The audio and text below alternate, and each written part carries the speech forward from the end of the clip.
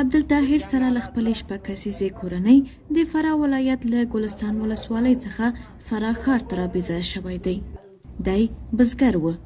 وایي هغه مهال یې خپل کور پرېښود چې سیمه یې طالبانو ونیوه. فقط راځي شل نفر شپې راځي وایي موږ ته ډوډۍ راکړئ ځای راکړئ شی راکړئ موږ هلته قدرت نه ده خپل د کوچنیانو ډوډۍ نه لرو چې موږ ډوډۍ ورکړو. بالا ولاکه دغه شی خو یې چې دغه شی چې ورکړی دی ولاکه دغه کوچنیانو ته د اختر پوشاک خو مله ولاک کړی.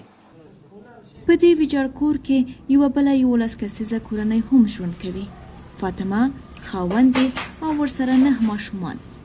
دوی هم د فراه له ګلستان ولسوالۍ څخه راکډه شوي دي. دا د هغه څه په اړه خبرې کوي چې پرې تېر شوي دي.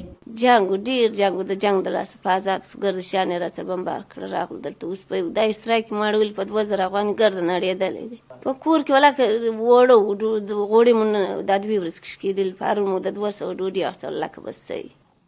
د فراه ولایت د کډوالو او بیرته راستنېدونکو چارو مسؤلین وایي د روان کال له پیله تر اوسه 3000 کورنۍ د جګړو له امله له خپلو کلیو او کورونو بېځایه شوي چې ډیری یې فراه ښار ته راغلي دي.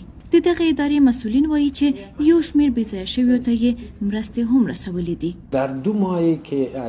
په دې یوه میاشت کې جګړو زور اخیستی. موږ 109 کورنیو سره مرستې کړي.